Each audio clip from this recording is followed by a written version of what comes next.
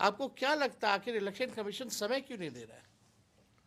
Election commission इस बार बुरी तरीके से फंस गया है। अब तक ऐसा होता था कि पॉलिटिकल पार्टी जब किसी तरह का आरोप लगाता था तो इलेक्शन कमीशन अपनी सफाई दे करके बच जाता था। आम लोगों पर बहुत ज़्यादा प्रतिक्रिया नहीं होती थी। पहली बार ऐसी बात हुई है कि आम लोगों के कटघरे में, आम मतदाताओं के कटघरे में इलेक्शन कमीशन को खड़ा कर दिया गया है।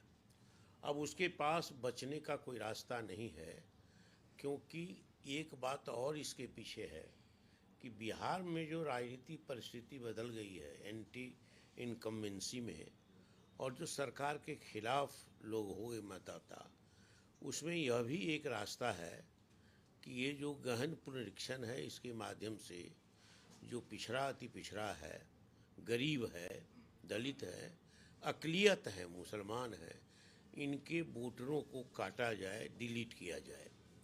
और ये एडिशन के लिए नहीं है, डिलीशन के लिए है।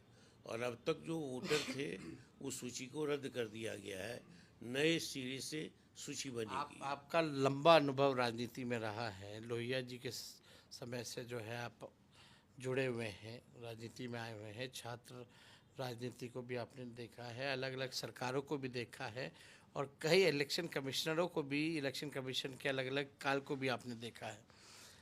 कोई एक पॉलिटिकल पार्टी जहां जिस देश में सिर्फ एक राज्य में चुनाव हो, उस राज्य का पॉलिटिकल पार्टी अगर इलेक्शन कमीशन से समय मांगता है, तो आपको लगता है कि इस तरह का इतना समय ले लिया गया? अब तक कंफ्यूजन है, अभी तक समय नहीं कभी दिया? ऐसा नहीं हुआ है।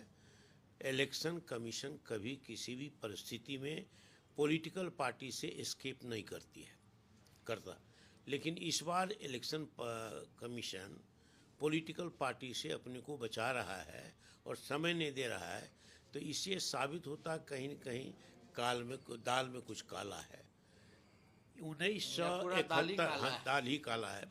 1971 में जो चुनाव हुआ था, अब वो मैसिव विक्ट्री हुई थी इंदिरा गांधी को, तो केमिकल की बात आई थी, केमिकलाइज किया इलेक्शन कमीशन ने बैलेट पेपर को।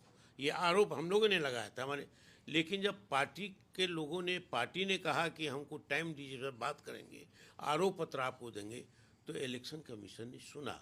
इलेक्शन कमीशन पर आरोप था, इलेक्शन कमीशन ने सुना। अब तो चुनाव बिल्कुल आसन है, सन्निकट है, और चुनाव में अगर इनको इसमें गहन पुनरीक्षण कराना था तो जनवरी में कराते, फरवरी में कराते, मार्च में कराते, समय काफ़ी था, बचा हुआ था। 2003 से अभी तक आपने नहीं कराया, तो इसमें कहीं न कहीं ऐसा लगता है कि आपका मंसूबा बहुत खराब है, और अब बिल्कुल भारतीय जनता पार्टी और नरेंद्र मोदी के इशारे पर काम कर रहे हैं, उनके हाथ में खेल रहे हैं। तो एक तरह से आप खिलौना है, पपेट है। आपने ठीक ही कहा, क्यों पपेट है आप, तो पपेट है, तो ये संवैधानिक संस्था है। अब वोट जनता का संवैधानिक नहीं, मौलिक अधिकार है। जो हमारा मौलिक अधिकार है उसमें वोट भी हमारा मौलिक अधिकार है।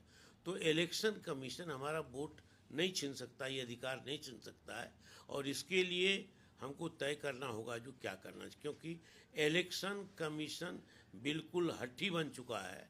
और इस बिंदु पर जो सब कंडीशन दिया, ये आधार कार्ड है, इससे पासपोर्ट बनता है, लेकिन कहता पासपोर्ट मान्य है, आधार कार्ड मान्य नहीं है। क्यों कि आधार कार्ड गरीब को भी हो गया, पासपोर्ट 5% लोगों के पास भी नहीं है। तो उसी तरीके से वो केवाला में गरीब लोगों को केवाला का आधार बनाया गया है। कई ऐसे आधार है जो नहीं है गरीबों के पास, कहाँ से लाएगा, लाने में समय लगेगा। और जो लोग माइग्रेशन करके बम्बई, दिल्ली, सूरत, बिहारी लोग ज़्यादा पलायन करता है, अब बिहार में चुनाव है, 3 करोड़ से भी ज्यादा लोग, ज़्यादा लोग चला गया है 8 करोड़ में। तो ये लोग आएगा कब, जाएगा कब, अब जुटाएगा कब। अब और 25 इसमें जुलाई अंतिम जो तिथि है। नोटिफिकेशन है इसमें इलेक्शन कमीशन के कि फिजिकल रूप से उन वोटरों को जो है रहना पड़ेगा।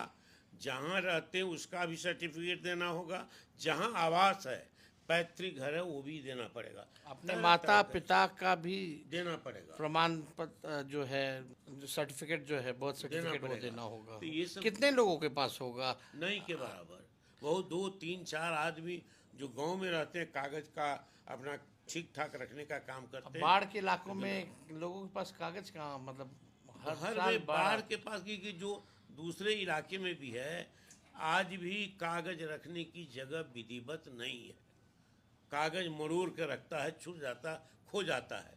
तो ऐसी स्थिति में भी आई कार्ड खोजने के लिए जाए तो लोगों को दिक्कत होगी, कहाँ कहाँ नहीं है, तो आई कार्ड भी उसमें मान्य नहीं है।